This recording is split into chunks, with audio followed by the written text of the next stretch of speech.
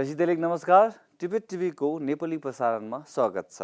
आज तिब्बती पत्रको अनुसार यस वर्षको अन्तिम दिन हो। तसर्थ यस हप्ताको समाचारमा हामीले तपाईहरू सामु यस वर्षको 10 प्रमुख समाचारहरू प्रस्तुत गर्नेछौँ।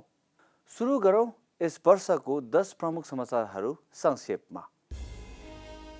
परमभवन दलाई लामा ज्यूले शान्ति र आशालाई बढावा दिन जारी।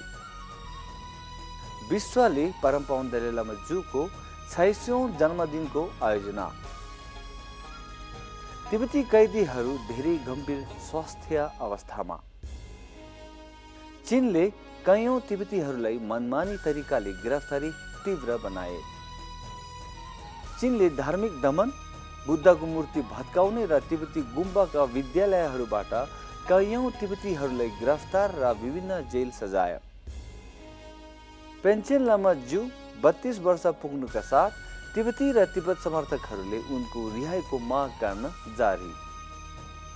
सिक्योङ पेम्बा छिरिङले केन्द्रीय प्रशासनको तेस्रो सिक्योङको रूपमा कार्यभार ग्रहणका साथ महिला कानुनहरूसँग काशकको गठन। विश्वले तिब्बतमा गम्भीर मानव अधिकारको बारेमा चिन्ता व्यक्त गर्न जारी। चिनिया कम्युनिस्ट पार्टीको 100 वर्षको उत्सव मनाउनको लागि केही छैन, सिक्योङको भनाई। अमेरिकाले तिब्बती मुद्दाहरूको लागि नयाँ विशेष संयोजकको नियुक्ति। अब समाचार विस्तारमा।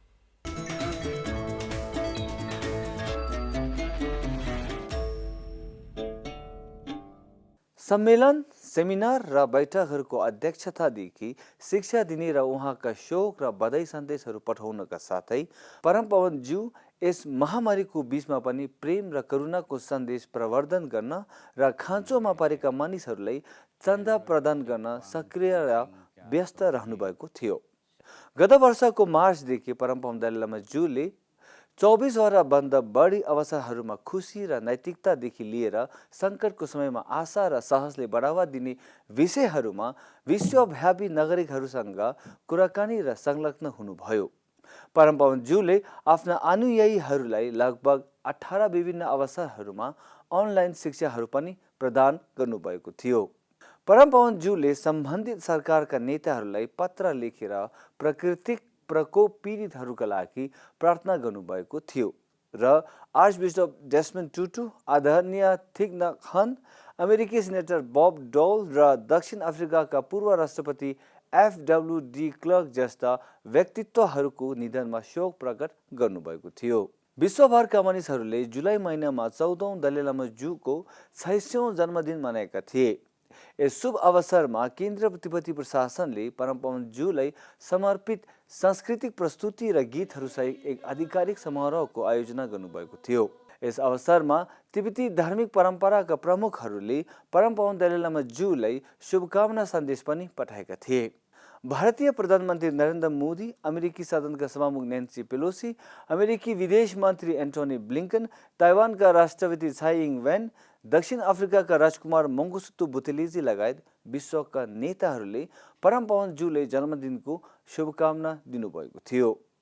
परमभवन दलाई लामा ज्यूले आफ्नो 26औं जन्मदिनको अवसरमा शुभकामना व्यक्त गर्नुहुने सबैप्रति हार्दिक आभार व्यक्त गर्दै 110 वर्षको उमेरसम्म बाँच्ने आफ्नो निर्णयलाई पुनः पुष्टि गर्नुभएको थियो। I want to thank all those people who really think about my life, something useful. So I very much appreciate. And more people, sincerely express that way, then that gives me determination, inner strength. I must live long, as much as life possible. So according to some my the dreams and some sort of predictions, my life 110, and some say 113. So more people, genuinely sort of express friendly and respect and expectation. So I determined I must live at least 110 years. तिब्बतको परम्परागत आम्तो प्रान्तको ङापाका प्रख्यात तिब्बती विद्वान गोशरफ ग्यात्सो गत वर्ष अक्टोबरमा पक्राउ पारेपछि चिनिया प्रहरी हिरासतमा कुटपिट र दुर्व्यवहारको कारणले गर्दा 10 वर्षको जेल सजाय भोग्दै अहिले गम्भीर स्वास्थ्य अवस्थामा छन्। उनलाई कथित रूपमा फोक्सोको दीर्घ रोगबाट पीडित थिए, जुन सन् 1998 मा जेल बस्न नै संकुचित भएको थियो। ल्हासाको ढ्रब्ची कारागारमा आजीवन कारावासको सजाय भोगिरहेका तिब्बती धनी व्यापारी र सन् 2003 देखि सत्तारूढ कम्युनिस्ट पार्टीका सदस्य दोर्जे टासीको स्वास्थ्य अवस्था गम्भीर रहेको बताइएको थियो। 9 वर्ष जेल सजाय काटेर गत हप्ता फेब्रुअरीमा तिब्बतको कार्चेको जेलबाट रिहा भएकी 30 वर्षीय तिब्बती गङ्बु रिकी निमाको पनि जेलमा यातना र कुटपिटका कारण स्वास्थ्य अवस्था गम्भीर रहेको बताइएको थियो। तथाकथित तिब्बत स्वायत्त क्षेत्र नाक्चु काउन्टीको टाचेन टाउनसिपमा जबरजस्ती राजनीतिक पुनः शिक्षा अभियानमा भाग लिनु अस्वीकार गरेको कारण नोर्साङलाई 2019 मा हिरासतमा राखेका थिए। एक 26 वर्षीय तिब्बती व्यक्ति नोर्साङको चिनिया प्रहरी हिरासतमा कुटपिटपछि मृत्यु भएको थियो। अनलाइन संसारमा चीनको उच्च प्रतिबन्धका कारण नोर्साङको मृत्यु गत वर्षसम्म तिब्बत बाहिरको संसारलाई थाहै थिएन। धर्मशालामा स्थित तिब्बती centre for human rights and डेमोक्रेसीका अनुसार तिब्बती भाषा अधिकारका अधिवक्ता टासी वाङचुकले जनवरी 18 मा वेइबो पोस्टमा आफूलाई युसुई काउन्टीको केकुतो सहर प्रहरी चौकीमा करिब 3 घण्टा बोलाएर सोधपुछ गरेको खुलासा गर्नुभएको थियो।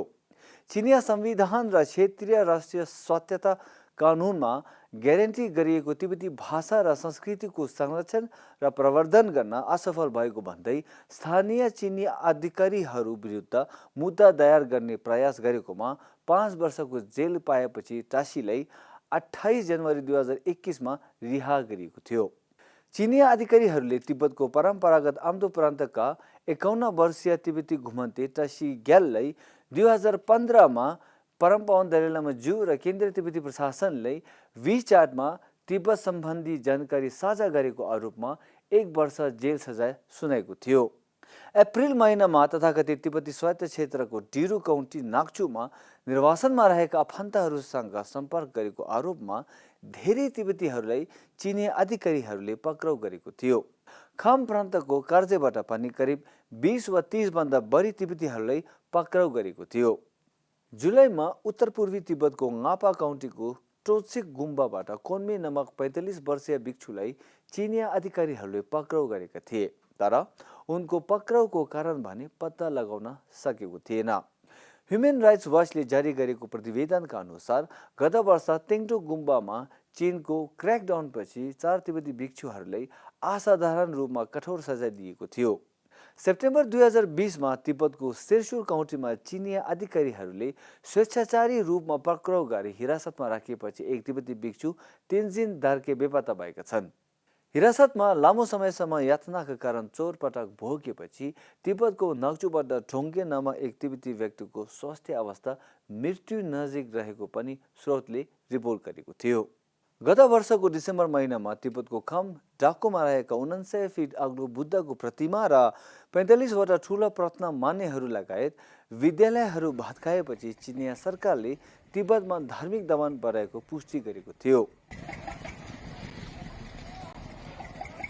मूर्ति भत्काएको जानकारी आदान प्रदान गरेको आशंकामा करिब 1 दर्जन तिब्बतीहरूलाई मनमानी ढङ्गले पक्राउ गरी हिरासतमा राखिएको छ।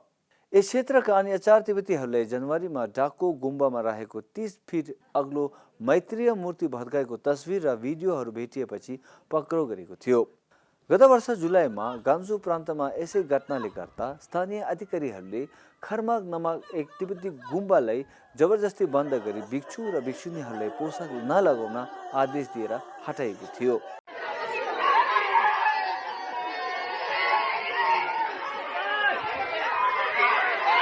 नक्चु सार्वजनिक सुरक्षा ब्युरोले सामाजिक सञ्जाल साइटहरू र स्थानीय तिब्बतीहरूको च्याट समूहहरूमा साझा गरेको सामग्री सहित दैनिक फोन कलहरू र अन्य सञ्चारहरू जाँच गर्ने डिजिटल निगरानी इकाइ स्थापना गर्दा नक्चुका तिब्बतीहरूले उनीहरूको अनलाइन गतिविधिहरूको बढ्दो निगरानीको सामना गर्नु परेको थियो। 25 अप्रिल 2021 विश्वभरका तिब्बती र तिब्बत समर्थकहरूले विश्वको सबैभन्दा लामो समयसम्म बन्दी बनाइएका गिन्टिन छुकी निमाको 32औं जन्मदिन मनाएको थियो। अमेरिकी विदेश मन्त्रालयले चीनलाई 32 वर्ष भइसकेको पेन्सन लामा ज्यूको ठेगाना तत्काल खुलाउन माग गरेको थियो। अन्तर्राष्ट्रिय धार्मिक स्वतन्त्रता सम्बन्धी संयुक्त राज्य आयोगले चिनिया सरकारलाई संयुक्त राज्य अमेरिकाको अन्तर्राष्ट्रिय धार्मिक स्वतन्त्रता आयोगको धार्मिक कैदीहरूमध्ये एक गिन्टिन छुकी निमालाई रिहा गर्न आह्वान दोहोऱ्याइएको थियो। रुसी सङ्घ, युक्रेन र कजाकस्तान भरिका तिब्बत समुदायका साथीहरूले 11औं पेन्सन लामा ज्यूको जन्मदिन उहाँको कथाको बारेमा छलफल र प्रार्थनाका साथ मनाएका थिए। गत वर्ष विश्वभरिबाट हजारौं निर्वासित तिब्बतीहरूले तिब्बती आम चुनावमा भाग लिई कोभिड-19 महामारीको बीचमा आफ्नो लोकतान्त्रिक अधिकारको प्रयोग गर्नुभएको थियो। श्रीमान पेम्बा छिरिङले 16औं कक्षाको सिचोङको रूपमा शपथ ग्रहण गर्दै 3 जना महिला कालोनहरूलाई मनोनयन गरेका थिए, जसलाई निर्वासित तिब्बती समुदायका संसदहरूले बहुमतका साथ पहिलो सत्रमा अनुमोदन गरेका थिए। आफ्नो उद्घाटन सम्बोधनमा सिजोङ पेम्बा छिरिङले तिब्बतको समस्यालाई पारस्परिक लाभकारी वार्ता र अहिंसात्मक समाधान खोज्न चिनिया सरकारसँग सम्पर्क गरेर समाधान गर्ने आफ्नो प्रतिबद्धता व्यक्त गर्नुभएको थियो। Solution for the Sino-Tibet conflict and looking after the welfare of the Tibetan people. विगत 60 वर्षसँगै यस वर्ष पनि तिब्बतभित्र मानवाधिकारको स्वास्थ्य खस्किँदै गएको देखिएपछि मानवाधिकार सङ्गठन र विज्ञहरूले तिब्बती युगुर र अन्य जातिका आधारभूत र मौलिक अधिकार हनन गरेको चिनिया सरकारको चिन्ता व्यक्त गर्दै निन्दा गरेको थियो। संयुक्त राष्ट्र मानव अधिकार परिषदको 46औं सत्रमा अमेरिका, क्यानाडा र युरोपेली देशहरूले मानव अधिकार रक्षकहरूले मनमानी नजरबन्दबाट राखेकोमा विशेष चिन्ता व्यक्त गरेका थिए र उच्च आयुक्त लगायत स्वतन्त्र पर्यवेक्षकहरूको लागि अर्थपूर्ण पहुँचका लागि आह्वान गरेको थियो। अप्रिल महिनामा जारी गरिएको संयुक्त राज्य अमेरिकाको अन्तर्राष्ट्रिय धार्मिक स्वतन्त्रता आयोगको 2021 को वार्षिक प्रतिवेदनले चीन सरकारले तिब्बती बौद्ध धर्ममाथि आफ्नो व्यापक नियन्त्रण र दमन जारी राखेको उल्लेख गरेको थियो। संयुक्त राष्ट्र सङ्घका विज्ञहरूको समूहले पूर्वी तिब्बत अम्दोको गाबाबाट बेपत्ता तिब्बती भिक्षु गोसेरब ग्याछो र रिन्चिन सुल्ड्रिमको घटनाबारे संयुक्त रूपमा चीनसँग प्रश्न गरेका थिए। स्ट्रासबर्गमा रहेका युरोपेली संसदले तिब्बतमा जारी श्रम कार्यक्रमको रिपोर्टप्रति गम्भीर चिन्ता व्यक्त गर्दै कूटनीतिज्ञ पत्रकारहरूलाई तिब्बती क्षेत्रमा निशुल्क पहुँचको माग गरेको थियो। बेजिङ शीतकालीन ओलम्पिकमा चीनको काङ्ग्रेसनल कार्यकारी आयोगको सुनवाईमा संयुक्त राज्यको प्रतिनिधि सभाका सभामुख नेन्सी पेलोसीले गवाही दिनुभएको थियो। यस वर्षको जुनमा चेक सिनेटले तिब्बती युगुर र अन्यहरू विरुद्ध चीनले गम्भीर मानवाधिकार उल्लङ्घनको आधारमा 2022 शीतकालीन ओलम्पिक बहिष्कार गर्न सरकारले आह्वान गर्दै प्रस्ताव पारित गरेको थियो। बेलायतको हाउस अफ कमन्सका सांसदहरूले पनि ओलम्पिकको कूटनीतिक बहिष्कारको आह्वान गर्दै संसदीय प्रस्तावलाई अनुमोदन गरेका थिए। Bharat, Australia, Lithuania, Kosovo, Belgium, Denmark, Estonia लगायत अमेरिका र क्यानाडा जस्ता देशहरूले कूटनीतिक बहिष्कारको घोषणा गरेका थिए। जापानको संसदले तिब्बत र अन्य अतिक्रमित क्षेत्रहरूमा मानव र धार्मिक अधिकार उल्लङ्घनप्रति गम्भीर चिन्ता व्यक्त गर्दै प्रस्ताव पारित गर्दै चीनको कार्यलाई निन्दा गरेको थियो। चीनले गत वर्ष चिनिया कम्युनिस्ट पार्टीको 100 वर्षको स्थापना दिवस मनाउने क्रममा सिजोङ पेम्बा छिरिङले चिनिया नेताहरूले आफूले शासन गर्ने जनताको हितमा ध्यान दिन नसकेको अवस्थामा उत्सव मनाउनु पर्ने केही नभएको बताउनु भएको थियो।